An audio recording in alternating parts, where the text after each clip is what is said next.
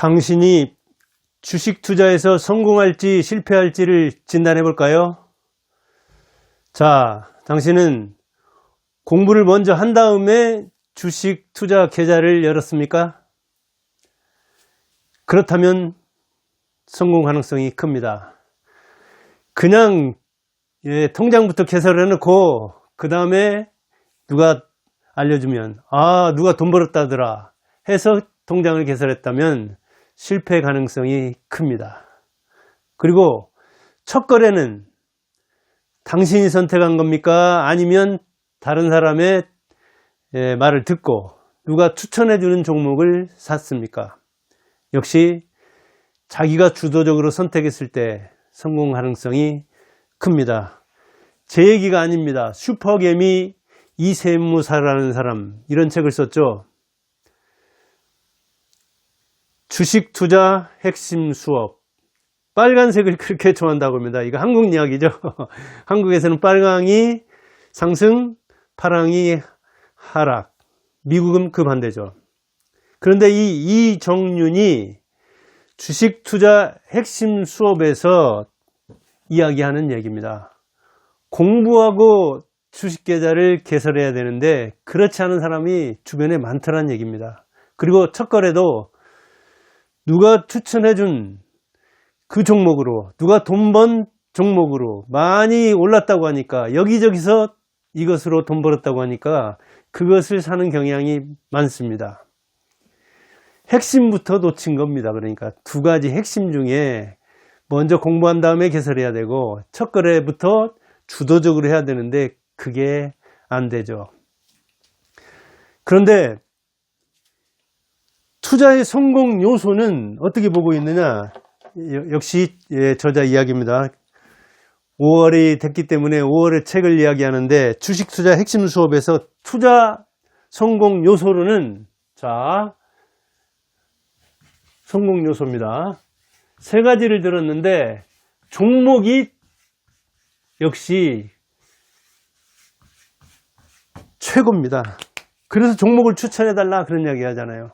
80%는 종목에 달려있다. 다음 매수는 5%다. 매수보다 어렵죠. 예술이라고 하죠. 15%다. 이렇게 이야기하고 있습니다.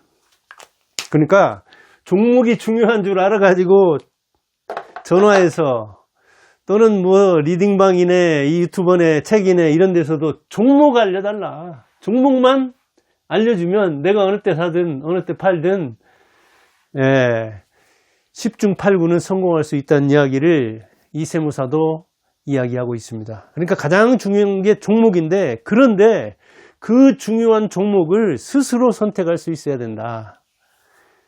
그럼 선택하려면 어떻게 해야 되냐? 모두 이 다 독립해야 할 요소인데 좋은 종목을 선택하려면 공부해야 된다. 그래서 공부하고 계좌를 개설하는 사람이 성공 확률이 높다, 그런 얘기를 하는 거죠. 그렇게 투자를 해서 고수, 중수, 하수 나눌 수 있는데 시장의 수익률을 따라가면 중수, 가운데는 된다. 시장 수익률을 앞서면 고수죠. 높으니까. 그러나 시장 수익률보다 못하면 하수죠. 그런데 누가 많을까요? 하수가 많죠. 애널리스트나 펀드 매니저들도 시장 수익률을 이기는 것이 쉽지 않다고 합니다. 그건 미국이든 한국이든 마찬가지입니다. 그러니까 중수만 돼도, 즉 시장 수익률만 따라가도 잘하는 겁니다. 지금 보니까 시장이 아주 좋죠. 한국 시장. 미국도 막 올라가려고 하는데 한국 시장에서 기관 투자자나 개인들은 성적이 좀 떨어집니다. 기관은 그래도 나은 편인데, 그럼 외국인이 가장 낫나? 그래요. 외국인이 가장 앞서가는데 무려 개인 투자자들보다 3배 정도 앞선다는 수익률이, 그런 이야기를 신문에서 본 적이 있습니다. 그럴 정도로 이렇게 고수가 되는 건 어려운데, 고수가 되려면 역시 종목을 선택할 줄 알아야 되고, 종목을 선택하려면 책을 읽어야 하는데, 최고의 공부는 책을 읽는 것보다 뭐예요? 이 슈퍼개미 이세무사처럼 책을 쓰는 겁니다. 공부에도 등급이 있다니까요. 최고 공부는 뭐다? 저술이에요, 저술. 책을 쓰면 얼마나 공부를 열심히 하겠습니까? 정확해야 되죠.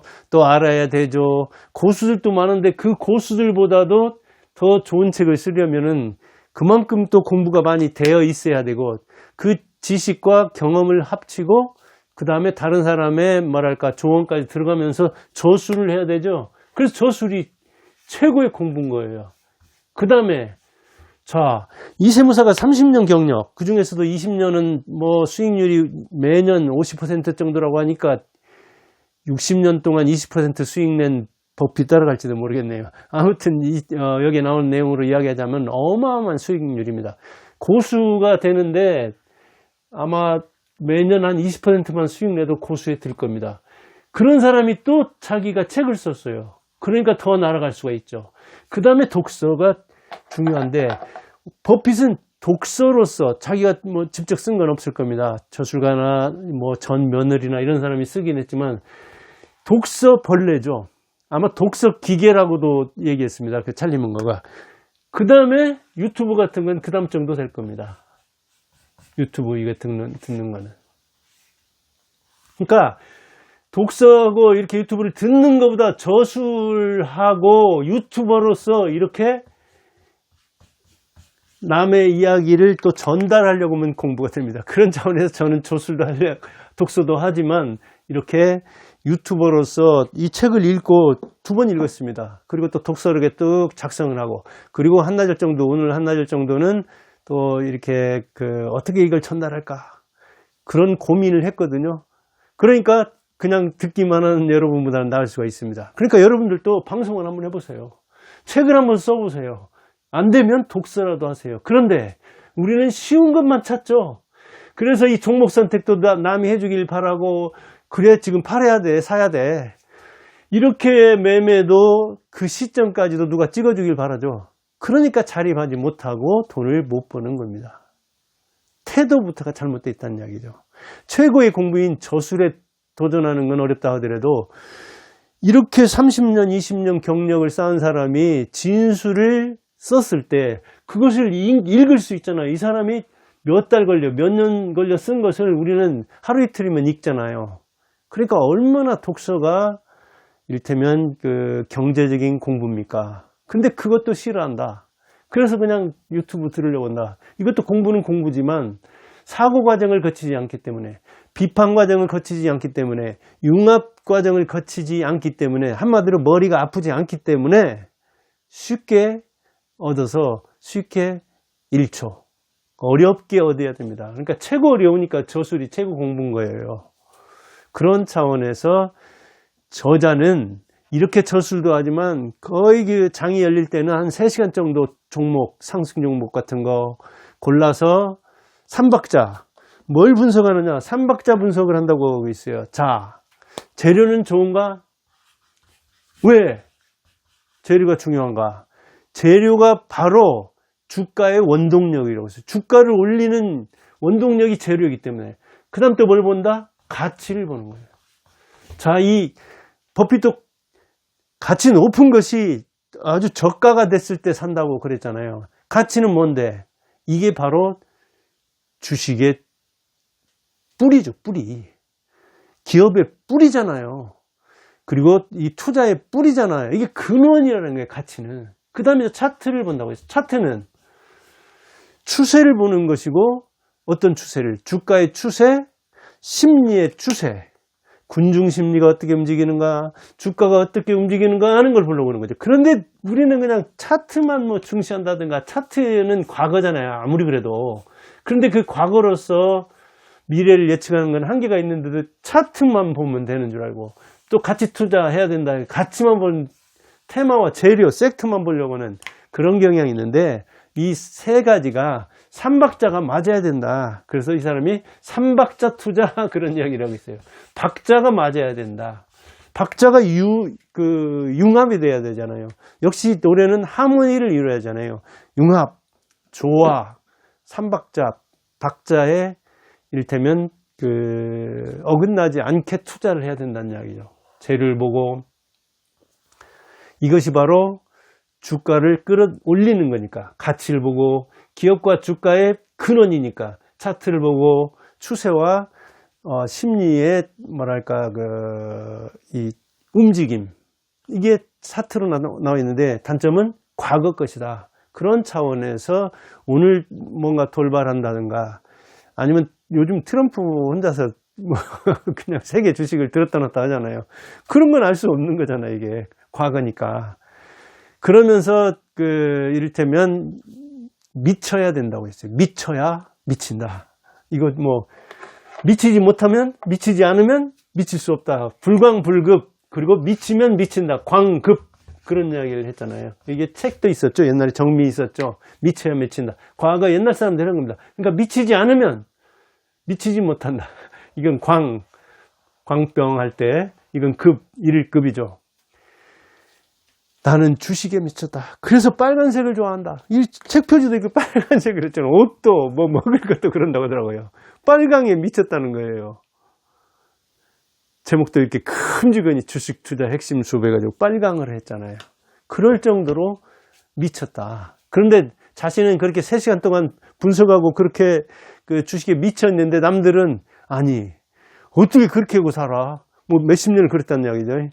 그러니까 남들은 그렇게 주식에 뭐 돈 벌려고 하는 데는 그냥 열광이고, 돈은 어찌 보면 돈에는 환장했는데도 주식에는 미치지 않았다.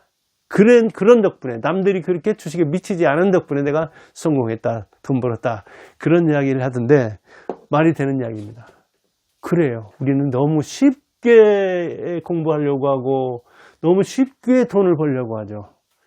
미친 게 아니죠. 그거는 미치면은 보이는 게 없어야 하잖아요. 주식밖에. 근데 그러지 않잖아요. 그리고 기술적 분석이라는 건 뭐냐? 우리는 차트를 이야기하는데 불규칙한 속에서 규칙을 찾는 거, 그것이 기술 분석이다.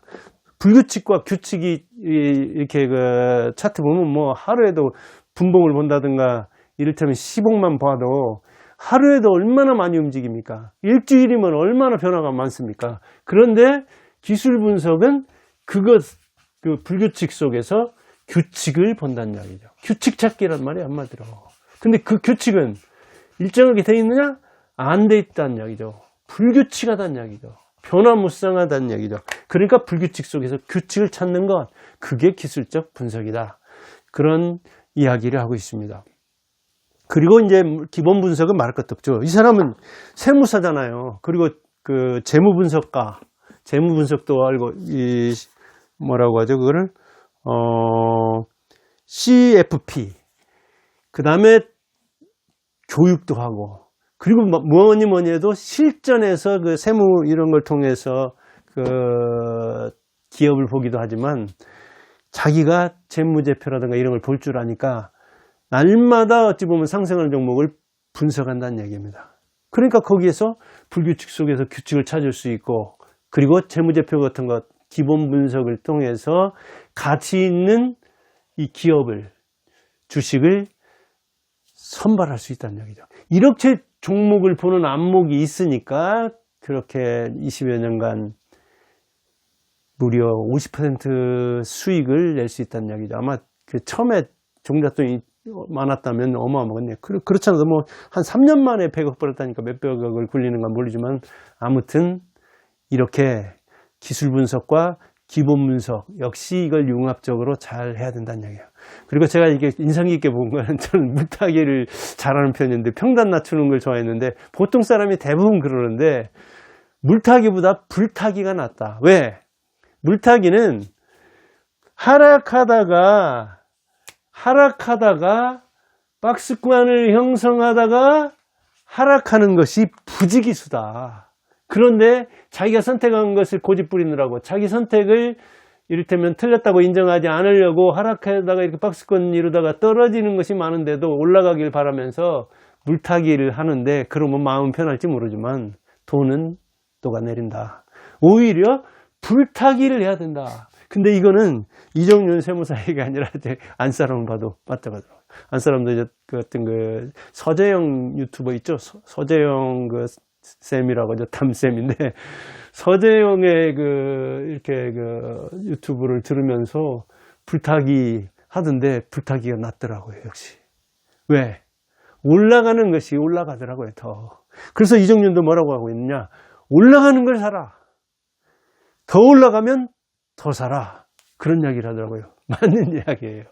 어떤 측면에서는. 근데 우리는 물타기를 통해서 이 평균 단가 낮추는 것에 주력하는 측면이 있는데, 그래서 저도 역시 기가 센 거, 이 정배를 이루면서 상승력이 큰 거, 그거를 이를테면 옛날 가격은 있고 평단도 있고 평균이 올라간다 하더라도 그보다 더 올라가면 되는 거잖아요. 그런 차원에서 물타기보다 불타기라라. 이 책에서 제가 많이 깨달은 겁니다. 불타기가 물타기보다 낫다. 불타기하라. 왜? 물타기보다 나으니까. 이 사람 이제 경험과 지식으로 얘기하는 거예요. 말할 것도 없이 잘하는 사람은 뭐 물타기로도 돈을 버는 사람도 있겠죠. 또 물타기에서 좋은 종목을 고르기만 하면은 뭐 50% 내려왔다가 이렇게 올라가는 수도 있고 그러죠. 그러나 대체로는 올라가는 것이 더 올라가고, 그것이 이제 내려올 때는 또 뭐 손절 라인에서는 또 손절도 하고 그래야 되겠죠. 남보다 나는, 이 저자 이야기입니다. 이 세무사는 2배 노력했다. 내가 볼 때 이 세무사는 겸손하게 말한 편입니다. 사실은 성공하는 사람들을 보면 보통 사람보다, 패자보다 3배, 10배 더 노력합니다. 여기도 그러더라고요. 치열하더라고요, 역시. 그래서 성공한 사람들은 여기다 물론 과장과 미화가 있겠죠. 자기 이를테면 과시 있겠죠. 그렇다고 우리가 자신을 너무 과대평가하고 타인을 과소평가할 건 없잖아요. 이렇게 그 책을 쓰는 이유가 뭐 여러 가지 있겠지만 어찌됐든 저술하면서 얼마나 공부했겠습니까? 또 우리는 독서하면서 얼마나 공부할 수 있겠습니까? 이 사람이 또 방송도 하죠. 방송 들으면 독서와 방송을 같이 가미하고 자기도 어느 수준에 오르면 한번 책을 써보세요. 뭐 저도 주식에 대해서 책 쓸 날이 오기를 바라고, 어찌됐든 이런저런 책이라도 읽고 뭐 기본 상식을 갖춰서 그런지 4년 차인데 잃지는 않고 있습니다. 뭐 조금의 수익을 내고는 있는데 뭐 거의 100% 미국에서 투자하다 보니까 미국장이 올해는 좀 안 좋았죠. 그러나 아직 뭐 3분의 1밖에 안 지났고 아직 3분의 2나 남았으니까 올해도 알 수 없는 일이죠. 여러분들 주식 투자해서 뭐 젊은이는 집도 장만하고 육아도 잘하고, 늙은이는 노후에 안락하게, 뭐니 해도 머니가 중요하잖아요. 돈 잘 벌어서 손자들 용돈도 자녀들 집 사는데 보태기도 하고 그러기를 바랍니다. 무엇보다 행복하게 살고 멋지게 쓰려면, 경제적 자유를 얻으려면 투자 잘해야 되겠죠. 그런데 슬프게도 이 세무사처럼 세무사 된, 이렇게 자기 직업에서도 전문성이 있는 사람이 2차인 이 투자에서도 성공하는 수가 있거든요. 아니, 사업소득이 적은 사람 내지 월급이 적은 사람이 투자해서 잘하면 얼마나 좋아요. 그러면 이게 좀 경제적 평균이 이루어지겠잖아요. 그런데 안 그러잖아요. 월급 잘 타는 사람이 투자도 잘하는 수가 있잖아요. 그런데 젊은 시절에 지금 50대까지 60대까지 내가 돈을 못 벌었다. 그러면 60대라도 잘 벌어야지. 그러려면 공부를 해야 된다고. 종목 고르는 눈, 파는 시기, 사는 시기를 알려면. 그 이야기를 아주 방대합니다. 550조가 안팎되는데 뭐 이거 2억 원 있으면 베개로도 쓸만한데 어마어마한 책이니까 한번 읽어보시기 바랍니다. 감사합니다.